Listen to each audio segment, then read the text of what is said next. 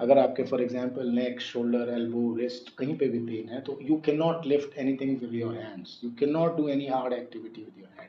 आपको उस पेन को रिलीव करना पड़ेगा। You have to start with light movements. Light movements के बाद you have to even work on neurally, because जहाँ से भी वो कोई भी इंजरी आई है there is a break down with the neural system as well, the communication needs to be reset.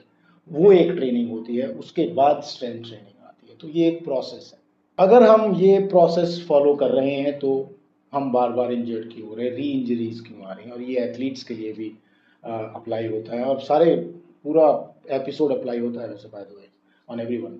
It's the same process, healing process is same. Re injuries किस लिए आ रही हैं? Because a we are loading the system in the rehab systematically. अगर pain आ रहा है तो फिर तो हो ही नहीं रहा कुछ, लेकिन मान लो पेन नहीं आ रहा है, you are loading the system systematically, तो आपका वो सिस्टमेटिक है। मैकेनिक्स ठीक है जब आप लोड कर रहे हो, और जैसे ही आप रियल लाइफ में आते हो और रियल टाइम मैकेनिक्स करने लगते हो तो वो फिर इंजरी आ जाती है। I hope that make some sense to you कि इंजरी कैसे बॉडी के अंदर आती है और हम सेंस नहीं कर पाते हैं। That is really sad, even though our body keeps giving some signs or the other. So injury progression is like this.